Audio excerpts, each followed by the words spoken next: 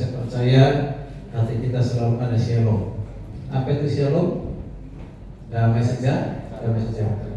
Ya, terima kasih. Hari ini di ibadah kedua ini kembali saya akan berbagi firman Tuhan, apa yang sudah kita rindukan hari ini bersama-sama. Selain datang memuji menyembah Tuhan, tetapi lebih dari itu adalah untuk mendengarkan firman Tuhan.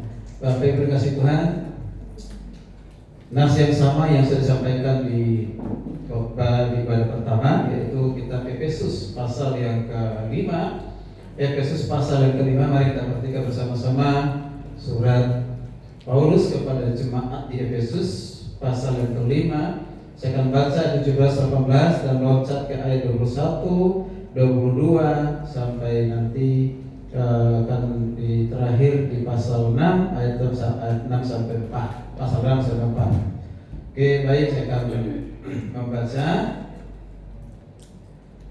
Demikian firman Tuhan, sebab itu janganlah kamu bodoh. Berarti kita harus pintar, tidak boleh jadi orang bodoh. Tetapi usahakanlah supaya kamu mengerti kehendak Allah. Dan janganlah kamu mabuk oleh anggur, karena anggur menimbulkan hawa nafsu. Tetapi kehendaklah kamu penuh dengan roh.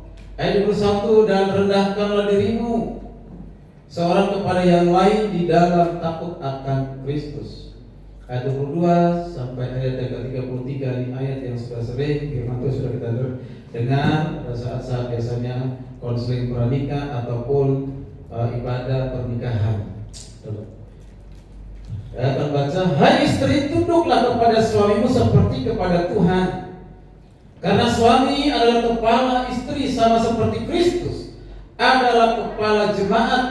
Dialah yang menjadikan tubuh, dialah yang menyelamatkan tubuh.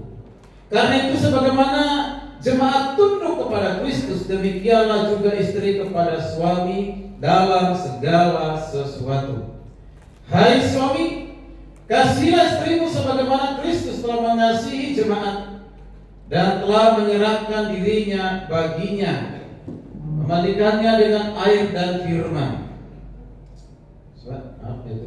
untuk menguduskannya sesudah ia menyucikannya dengan memandikannya dengan air dan firman. 27, supaya dengan demikian ia menempatkan jemaat di hadapan dirinya dengan cemerlang, tanpa cacat atau kerut atau yang serupa dengan itu, tetapi supaya jemaat kudus dan tidak bercela. Demikian juga suami harus mengasihi istrinya, dan sama seperti tubuhnya sendiri. Siapa yang mengasihi istrinya mengasihi dirinya sendiri.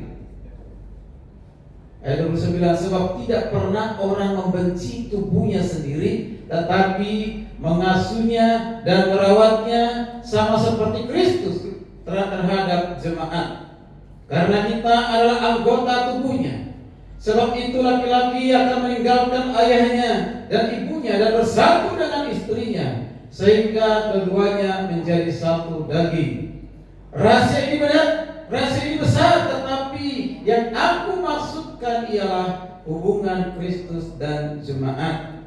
Bagaimanapun juga bagi kamu masing-masing berlaku, kasihilah istrimu seperti dirimu sendiri, dan istri hendaklah menghormati suaminya. Lanjut dengan pasal 6 ayat 1 sampai 4 berkata demikian. Hai anak-anak, taatilah orang tuamu di dalam Tuhan, karena haruslah demikian. Hormatilah ayah dan ibumu. Ini adalah suatu perintah yang penting, seperti yang nyata dari janji ini, supaya kamu berbahagia dan panjang umurmu di bumi. Dan kamu bapak-bapak, janganlah membangkitkan amarah di dalam hati anak-anakmu, tetapi didiklah mereka di dalam ajaran dan nasihat Tuhan. Puji Tuhan. Yang berbahagia, yang bersukacita adalah kita yang mendengar, menerima serta melakukan kebenaran firman Tuhan.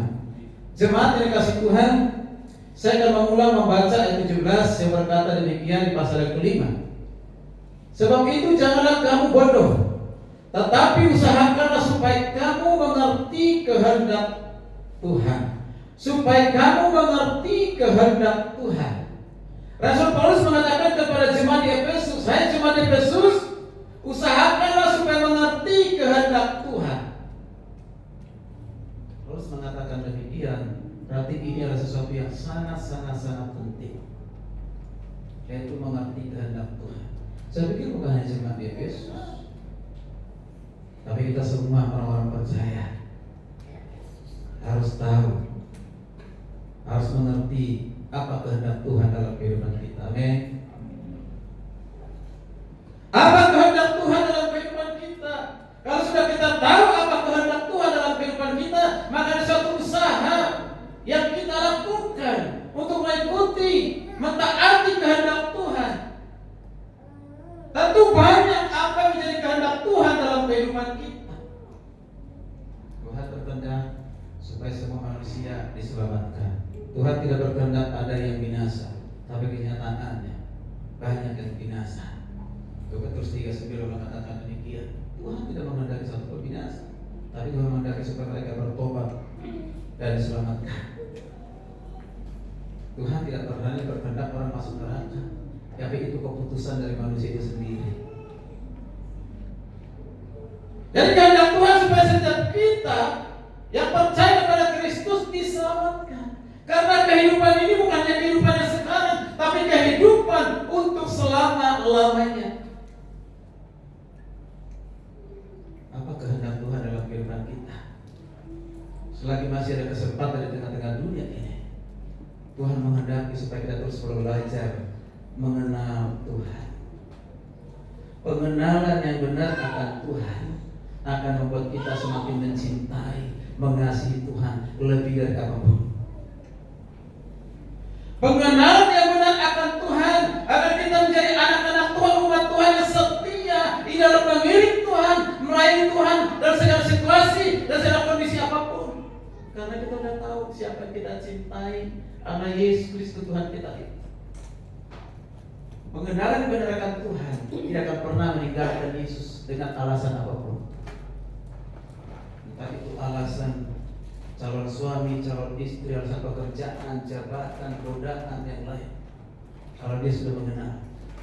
Lebih banyak orang Kristen hari-hari ini kita lihat mualaf. Bukan hanya orang Kristen awam, tetapi juga sudah menempuh sekolah teologi. Bahkan ada yang sudah STH, ada yang mengaku-ngaku pernah menjadi guru besarnya para pendeta. Benar atau tidak itu urusannya, tapi itu benar sangat mengerikan.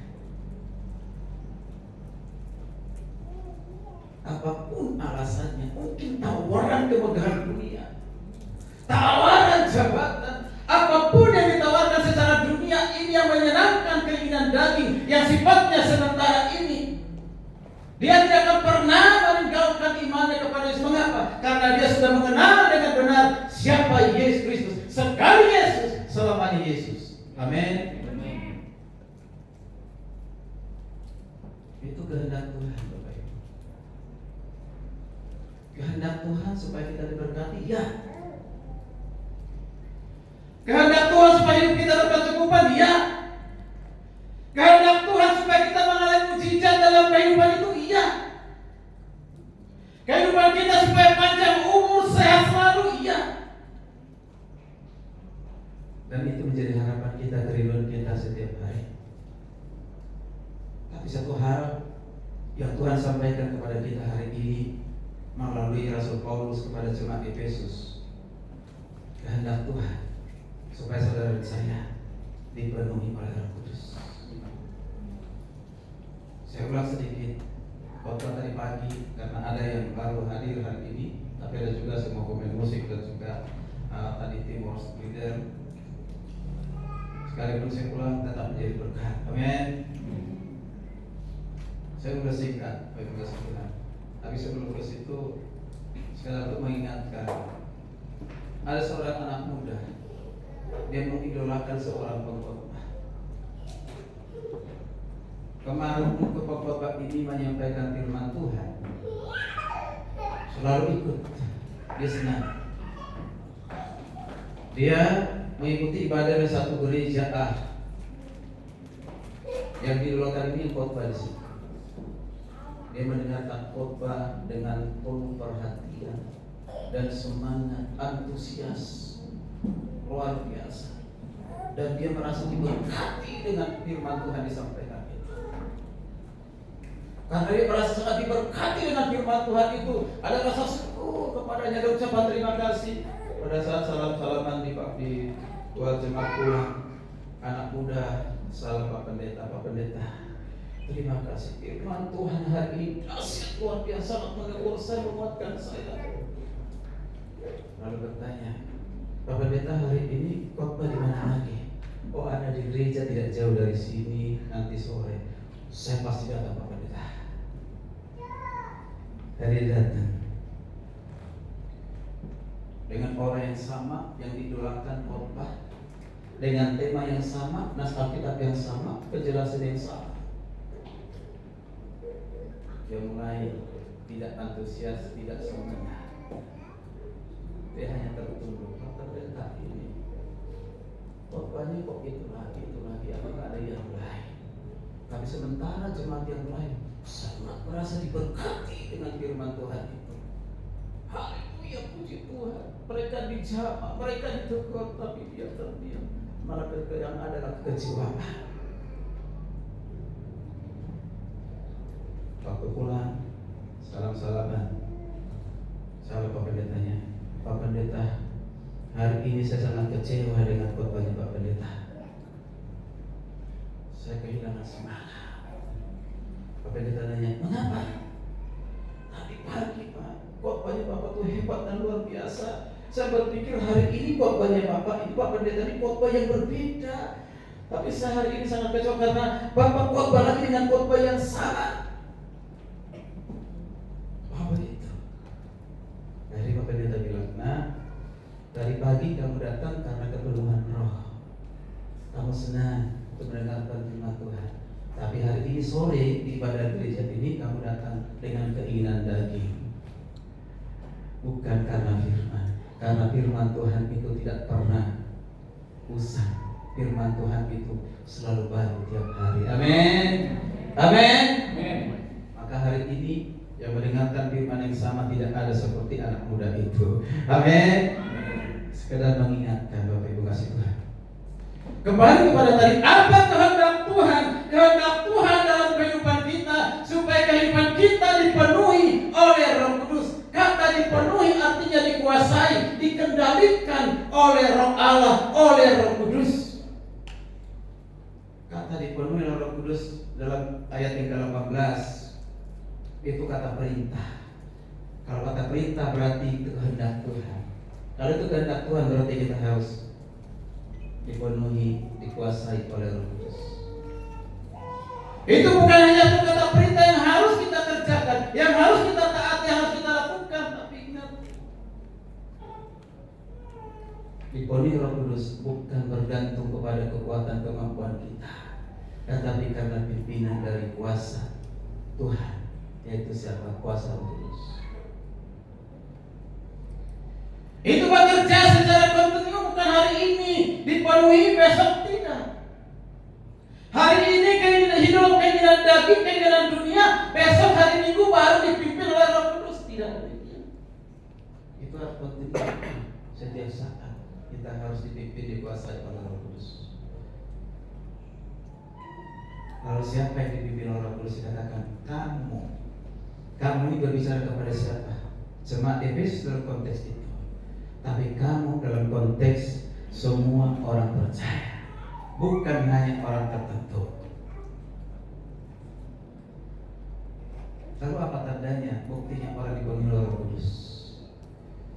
Ada orang bilang ketika orang itu bisa berbahasa roh, itu tandanya. Ada orang bisa ketika didoakan dia tumbang dan dipenuhi Roh Kudus. Ketika orang mengalami kesembuhan berarti dipenuhi Roh Kudus. Ketika dia berbahasa lain dipenuhi Roh Kudus. Itu semua bisa terjadi. Tapi bukan itu sebagai dasar ataupun bukti yang kuat dipenuhi Roh Kudus, tidak. Ya, tapi dalam kehidupan kita sehari-hari Yang pertama adalah dilihat, ditandai ketika saudara dan saya memiliki hubungan yang harmonis dengan Tuhan melalui ibadah kita, melalui ucapan syukur kita, melalui doa kita.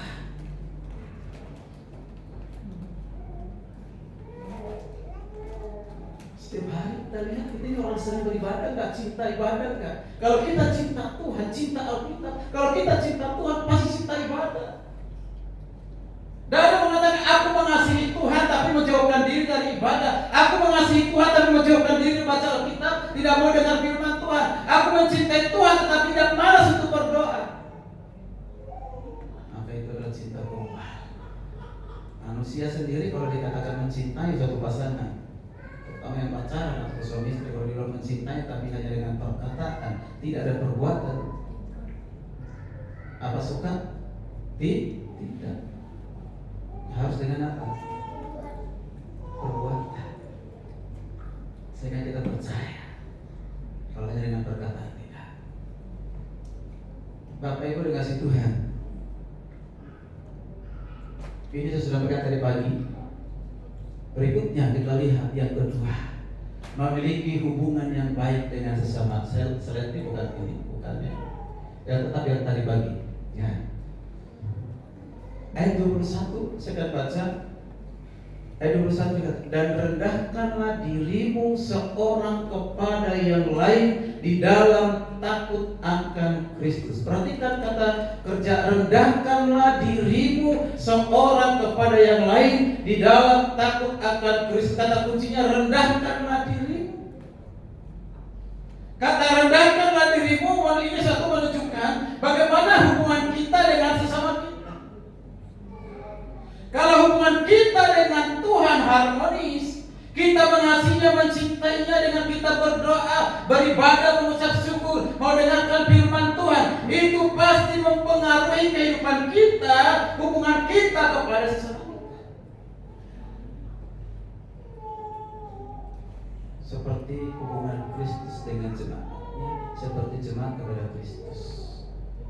Jadi yang kedua, ciri orang yang dipenuhi Roh Kudus itu adalah memiliki hubungan yang baik dengan sesamanya. Langsung yang kedua saja, yang kedua. Ya. Memiliki hubungan yang baik dengan sesama dengan kata rendahkanlah dirimu dan seorang kepada yang lain. Ini tidak mudah Bapak Ibu untuk kita bisa merendahkan diri di hadapan orang lain. Kalau merendahkan diri di hadapan orang yang menguntungkan kita, yang mengasihi kita, mengampuni kita, mudah. Tapi kalau kita merendahkan diri kepada orang yang pernah memfitnah kita, menggosipkan kita, menjatuhkan kita, menghancurkan kehidupan kita, bahkan melakukan kejahatan dalam kehidupan kita, apa mungkin kita merendahkan diri di hadapan? Banyak kan sulit. Yang adalah kembali membencinya, kembali berbalas dengan kejahatan.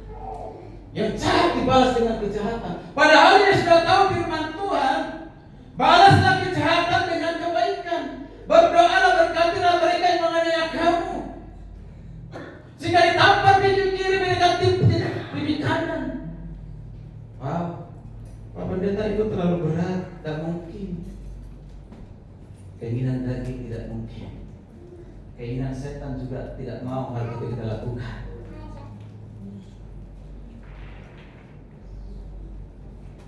Paulus di sini menggambarkan hubungan keluarga itu yang terutama. Bacaan kita dari ayat 22 sampai pasal 6 ayat yang ke-9 sampai ayat yang ke-6 itu adalah gambar hubungan. Pertama antara suami istri atau istri dengan suami, kemudian orang tua dengan anak-anak, anak-anak dengan orang tua, tuan dengan hamba. Berarti orang yang kerja bersama dengan kita.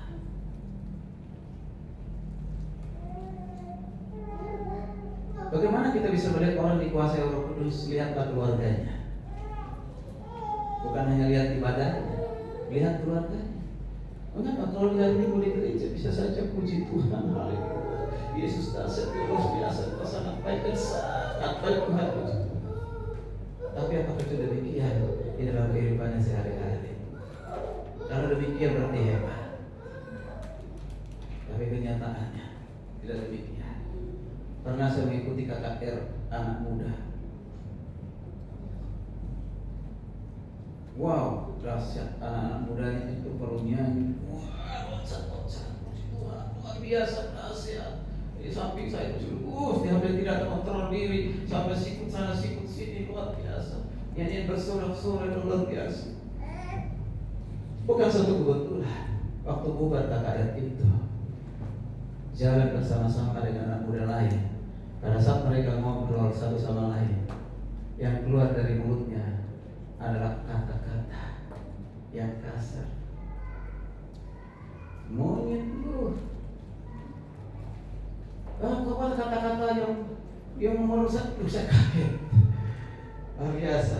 Naik bis, kita naik, anak-anak muda juga ikut naik. Dia duduk, masih ada tempat duduk, dia duduk.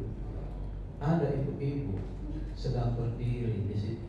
Dia nggak ada tempat duduk, dan saya sendiri berdiri pada saat itu.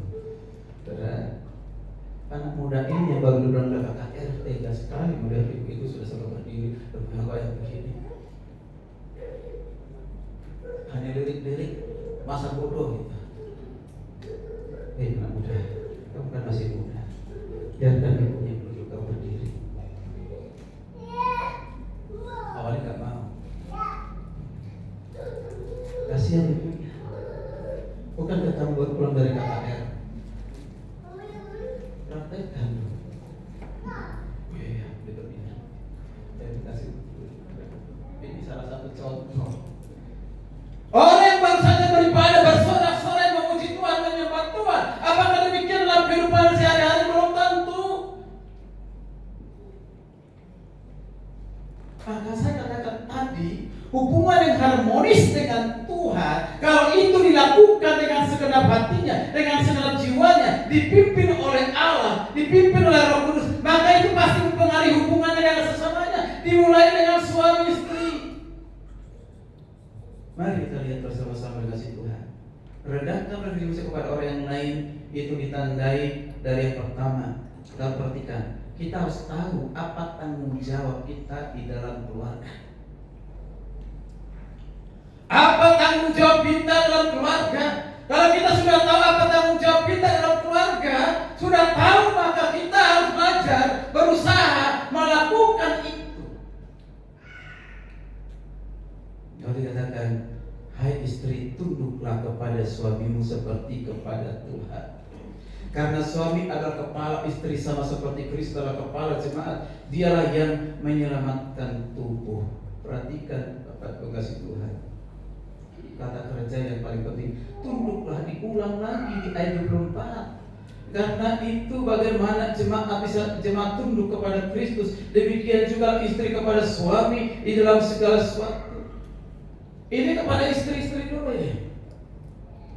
Ada orang bilang gini, kenapa Paulus ya kepada istri, padahal di dalam keluarga itu paling jahat itu yang selalu adalah suami, yang tukang selingkuh itu adalah suami, yang melakukan kejahatan itu suami. Kenapa istri yang lebih dulu ditegur oleh Paulus ini? Apakah pada saat itu istri-istri di jemaat Efesus adalah orang-orang yang tidak tunduk kepada suaminya? Atau mengatakan, iyalah, karena yang pertama jatuh dalam dosa itu ada dari peristiwa Adam dan Hawa. Yang pertama kali jatuh dalam dosa siapa? Hawa, perempuan, makanya ditegur itu perempuan. Atau perempuan yang paling berbuat dosa? Belum tentu tidak seperti itu. Jadi nggak ada ini pengaruhnya urutan, ya tidak ada. Memang istrilah yang dibawa Allah kepada laki-laki, bukan laki-laki yang dibawa kepada istri. Nah kalau kita perhatikan di ayat yang berikut, saya perhatikan di ayat yang 31, dan sebab itu laki-laki akan meninggalkan ayah dan ibunya dan bersatu dengan istrinya sehingga keduanya menjadi satu daging. Kemudian perhatikan kalau merujuk kepada perjanjian lama, lembaga keluarga lembaga itu adalah lembaga yang diciptakan oleh Tuhan, dan lembaga yang sangat mulia dan sangat sakral. Dan itu lembaga yang paling baik di antara lembaga-lembaga yang lain adalah lembaga pernikahan. Adam lebih dahulu diciptakan, bukan